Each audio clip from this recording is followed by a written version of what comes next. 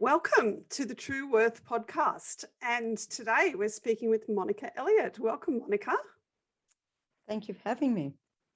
We might call Monica a serial volunteer. She has volunteered throughout her lifetime across many roles in surf lifesaving, preschools and schools, netball, swimming and other community sports. But Monica's great passion is guiding. She has been part of the Girl Guide movement for more than 50 years and a volunteer leader for almost 45 of those. She has been the State Commissioner for Queensland and held a variety of other leadership roles. In her day job, Monica runs a bookkeeping practice, Your Online Bookkeeper. And today we're going to talk about the true worth of volunteering. So welcome, Monica. Lovely to have you here today. And I just want to start by asking you, to tell us a little bit more about your experience with volunteering over your lifetime and why you're so passionate about it. Well, I guess it began when I was a child and was a Girl Guide, and we did service to the community.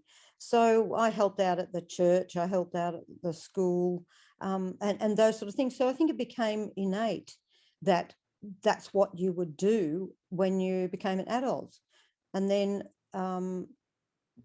I started guiding because I was involved with the preschool, and it became known to the people who were involved in guiding in Tumbarumba that I was a guide, or had been a guide, and that I had done my Queen's Guide, and that therefore I would be a great leader.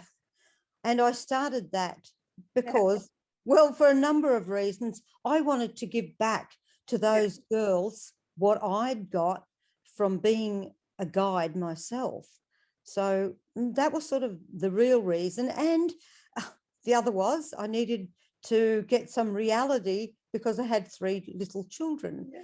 And so it was gave you something else to do outside of home that way you absolutely could, just outside of the mundane, children thing, and you feel like you're giving back. So it was really good. So you've said that part of that giving back to the community is part of what you feel is important about volunteering. What does the community gain when people volunteer? What do you think is the importance of volunteering to our social fabric as a community? Well, I think there's a number of things. There's what it can do for the community, which is bring us together as a social unit. We can find out that people have skills that we would not have known. So they come in and give their time and abilities to the said organisation, and it just helps with building the community. There's so many volunteer jobs in the community, whether your passion be working with children or whether your passion is passing on your skills or working with animals.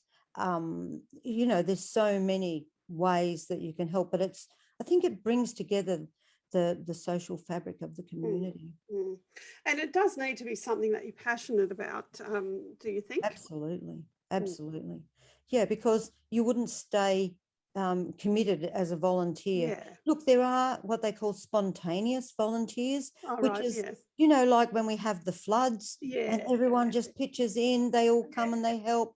When there's the bushfires, people come before, with the floods, it's before and after the event. There are one-off events. So they're spontaneous, and people will just get in, and you'll get many people. For a certain period of time around some specific incident or event where people that's feel like very helps with the community. Brings them together, and like I said, the skills that you didn't know that the fellow next door had, all of a sudden it comes out because he's helping with some disaster or other large event.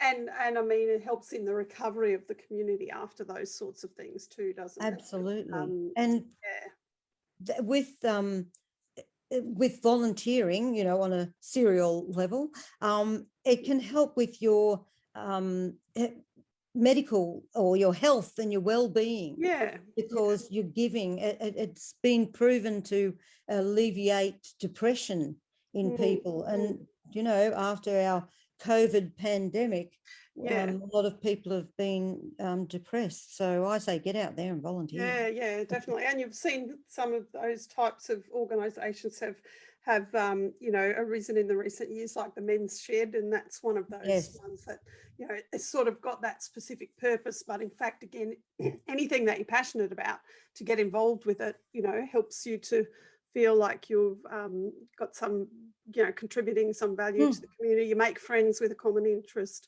all those sorts of things. Yeah. So what are some of the other benefits or value that volunteering brings, not just for the community, but for the people who do it? For yourself, Yeah. giving, I think it's, if you give of yourself, I think it helps you feel like that you have more self-esteem. Your it helps you believe in yourself.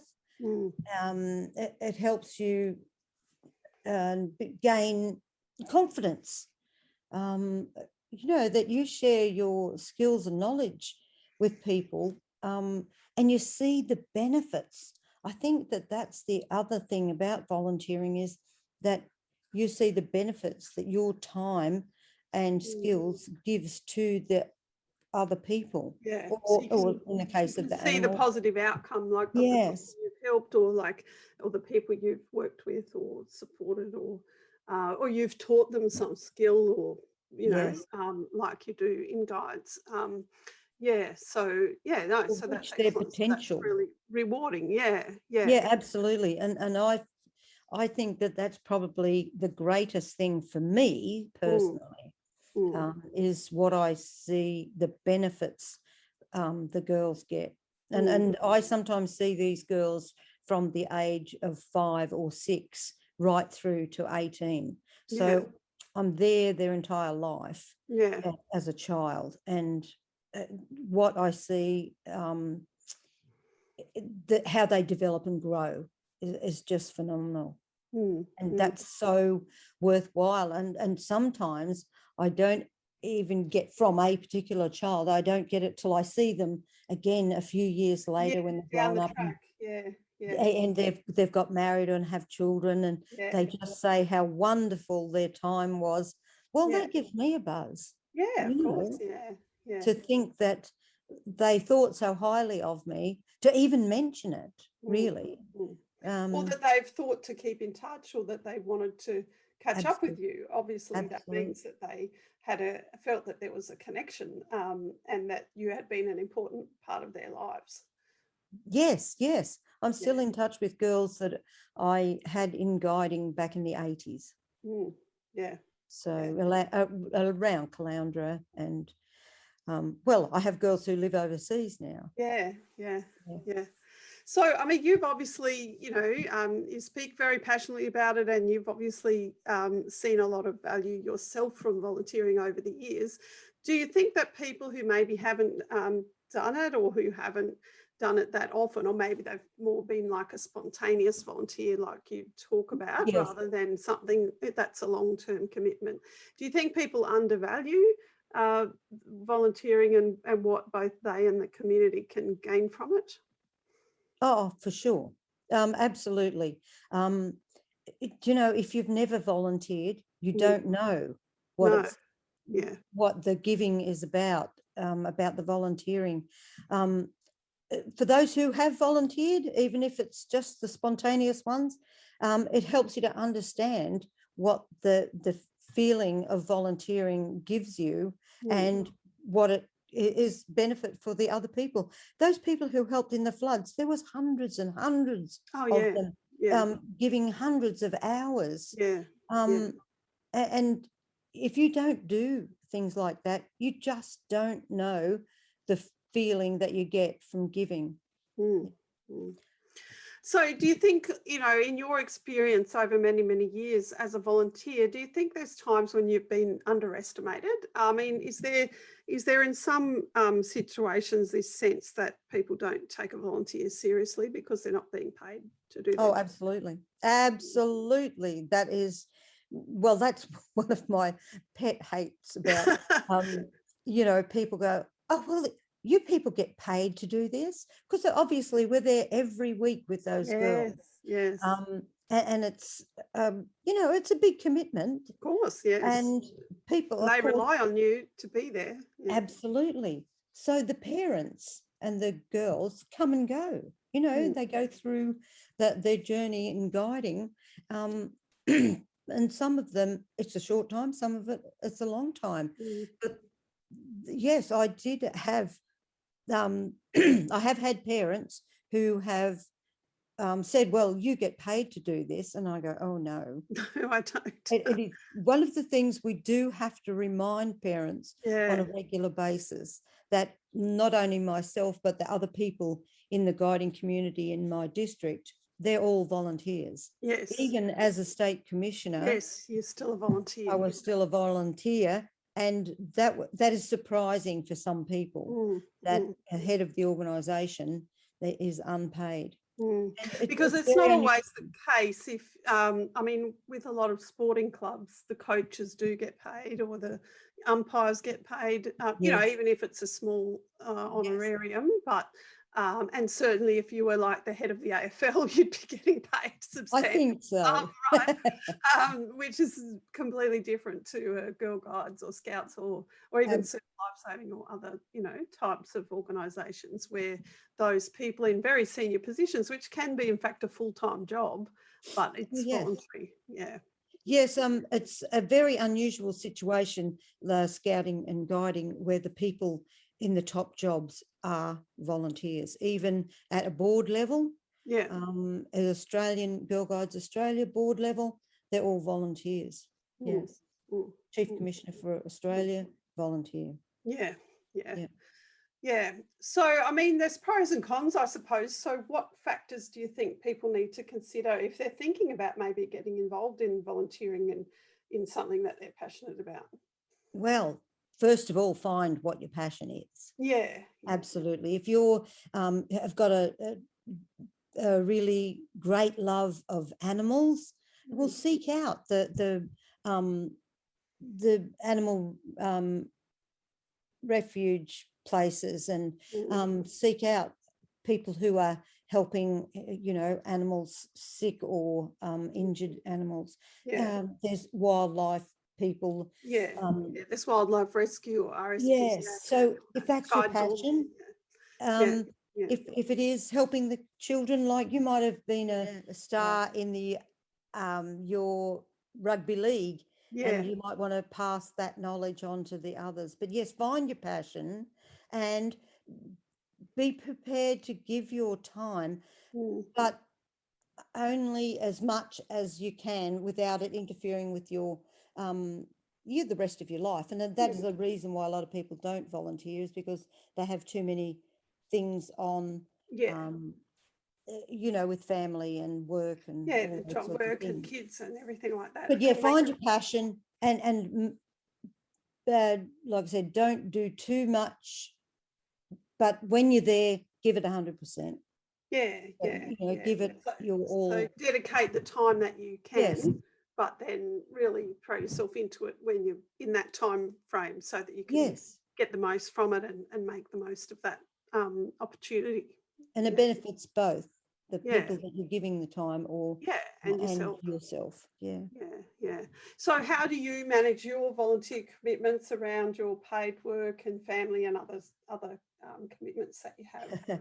Well, it's not so difficult now when I don't work as long hours as I did. And when I was younger, of course, I was volunteering in more than one organisation at a Mm, time. mm. Now it's not so bad, but I do administration as well as leading the girls. Yeah. Um, so yeah, you just have to.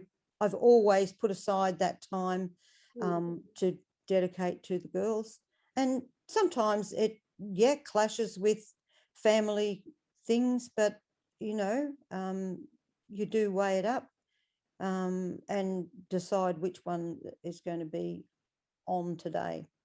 Yeah, yeah. Well, we all have to do that, don't we? Like we all have to Absolutely. prioritize how we use our time. But if it's something that you enjoy and it's as you've said, it gives benefit to yourself and to the community or those who you're helping. So so it's time well spent then, isn't it? Yeah, Yes, yes. yeah, yeah. So when we talk about true worth, we talk a bit about how we use our creativity to do things that are unique to us. So, even though you've been a guide leader for so many years, and there must be many other leaders, you all have training that you do and a lot of Yes. commonality, but there'll be things that are unique about you that's different to other leaders. So I'm just curious about how do you nurture your creativity in your daily life, whether that's as part of guiding or as part of other things. Well, when you say creativity, I hope we're not talking about craft. No, we're not talking about craft. That is not my Well, for thing, some people that is, but absolutely, I love it when no, other people have no. got that. But my creativity comes in the form of problem solving. Yes. And I guess that's where I find that, it doesn't matter what you're doing with the girls or yourselves. It may be something in the household that you have to go, well, I've got this issue. How am I going to make it better for the household or for, for yourself? But yes, Mm. I guess it's that problem solving thing. Yeah, definitely. And that's really the case. I mean, I always say that creativity is not just for artists, because some people get this idea that you have to have like a beret and a, little palette of And paint. an easel. But that's not the case, because, people who are doing technical jobs like bookkeeping or like engineering or, whatever it might be, have to be very creative. I know creative accounting doesn't have a good reputation, but I nevertheless, try to avoid being creative in the nevertheless, accounting problem world. solving is definitely, something that we've all got to do in our daily lives. And I think a Absolutely. lot of the skills of guiding are very much help with that, don't they? Whether it's Oh, how do we pitch our tent in this mud, or, how do we get across this creek, or, whatever it might be. yes. There's plenty of situations then where you have to use your ingenuity to come up with a way to, figure that out. So yeah, so that's excellent. So can you tell us about what has been your greatest satisfaction from your life as a volunteer over all these many years, and the many countless thousands of hours that you must have put in? Well, I guess a special event was when I had lunch with the Queen and I was invited Oh by the yes, governor. tell us So about that was a bonus for all the time spent. That was very nice. But I guess the real down to earth thing is seeing those children from a tiny shy little girl to grow up to be a strong, confident woman. It just blows me away, that with every single one of them. And that's been happening for 45 or more years. So yeah, that's what really gives me the buzz. And the Queen was a girl guide, wasn't she, She when she was was indeed. younger? Yeah. Yes, she And was in first Buckingham Palace Company. yeah, so how do you think that might have helped her in her very significant role that she has played for a very long life? Yes, well, I think it definitely would have helped her leadership skills.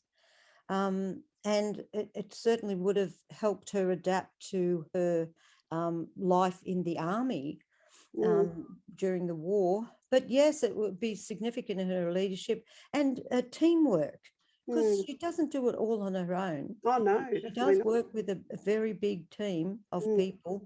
So yes, to just have that, I guess she's got the rudder and steering the empire Yes. in the way it needs to go, yes, I'm sure that those skills were definitely learned in guiding. Mm, mm. So for someone who's considering becoming a volunteer, perhaps for the first time, what sort of advice would you have for them? Find your passion and give your time freely. Mm, So don't make it a chore. This is the thing you yeah, do. yeah. Yeah, that it's not, I'm going to work, that you're going out there to have fun and to help in the community. So I think, yeah, I think your passion is the thing. Otherwise, you won't dedicate yourself to it. And I think often the time that you actually need to commit is often a lot more than you think it might be at the beginning. Absolutely. I mean, I always advise people on this when it comes to boards and they're thinking about going onto a board. I always say to them, well, it's not just the meeting, there's a lot of That's right, other things before. around that. Yes. I think be definitely the same with guides, but a lot of things if you're coaching soccer, or it's not just those 2 hours No, each week. When you're actually there, in the meeting, the there's a lot of girl. preparation, there's a lot of Yes. follow-up, there's a lot of, functions and events and engagement with, Admin. admin. Yeah, Yeah. yeah. So, I mean, thinking about what that time commitment will actually be, but you don't want people to get put off by that though. Like, No. I think because, like you say, if it's something that you're really passionate about, then you don't mind kind of fitting it in around your other things that you've got Yes. happening. Yes. Mm, Yeah, I think that's the main thing, because you want to go if it's something that you're passionate about. Yeah. Like mm, there are people who help out with do you know the homeless people, and mm, they mm. dish out food and Food or the the laundry shelter or the or laundry. Yeah. those So, sorts of things. you Yeah, know, some people will give their time to that sort of an organisation as yeah, well. So again, it is, they might say we need you once a month, and you're happy to do that sort of a yeah, commitment. yeah, Yeah. yeah. I But know if some it's, people, they volunteer, as a on the phone at Lifeline. So, yes, well, they would do that, on a certain roster, and they have training for that. yes, But that's something that they're passionate about. So I think it doesn't matter what it is really that if it's environmental, it might be yes, something to do with Clean Up coastal care. Australia or other planting trees. There's a lot of different areas. Like you say, if you love animals, then there's a whole lot of animal welfare type organisations that you may be able to volunteer with. So yeah, really finding what it is that Hmm. really engages your attention, and I think something that you're happy to do. Even though it's not for the money, right? Because Yes, yes, yeah, yeah, yes. yeah, It's a yeah. So satisfaction. yeah, that's right. Yeah. Yeah. So you talked earlier about how volunteering can help with your self-esteem because you feel that you've got value to other people and to the community. So I just want to ask you then about how do you embrace your own true worth? Um, Sometimes it's difficult, but um, I think it's when, like I said, I see these girls grow into these confident young women, and they come back to me and tell me. Now, you know, they say to me, "Oh, you were the biggest influence in my life," and you just go, you know that you're worthy. So anything else that puts you down, or any other people that put you down, Mm, you've just got to remember that thing, and mm, it brings you back up. mm, it, mm, it you know you believe then that you have got worth. With mm, all the negativity, mm, there's just got to be that one positivity, and that's enough to know that you've got true worth. mm, mm. Yeah. Yeah, it's something that you can hold on to, isn't it? When you've got, and particularly like you've done over so many decades. So it's not just one person, there's, you know, dozens of them. So yeah, hundreds. yeah, hundreds probably. Yeah. So yeah, so that's fantastic. Is there anything else that you know, think is important for people to know about volunteering and why you would encourage them to do it? Oh, I think because of the satisfaction that it gives you, that the sense of self-esteem, you know, because if you know that even if it's a skill, you might have carpentry skills and you go and help, you know, make things for children who don't have the wherewithal to get these things. It might be something that, you know, like there's the Pajama Foundation where they go and read to the kids, you know, because you get it. And again, make sure it's your passion. And then what you will get out of it will be far more than you put into it in the hours. The self-satisfaction is the reason. And just get out there and do it. I always say, if everyone took one volunteer job in the community, there'd be too many people. Yeah. Well, and I think it's always needed, isn't it? Like there's always, we don't need to wait till there's a flood or a bushfire. No. There's always need in our community around so many areas, like you've talked about. And so it's really, you know, if that's what you want to do, it'll be easy to find someone who's happy for you to help them out. Yeah. It's just a question of taking the time to do that. So look, there's many charities you know, that are there to help people, like the St. Vincent de Paul and the Salvation Army, and you know, they've got many roles where you can help, whether it be you know, with interaction with other people or not. You know, even if you're not a people person, you can go out there. It doesn't have to be that, does it? It can no. Again, like something I said, more behind the scenes, if that's what you prefer. So again, it's your passion, and it's helping people. Even like I said, if it's not face to face with people, there are some ways, but there are thousands of opportunities for volunteering. Put your hand up.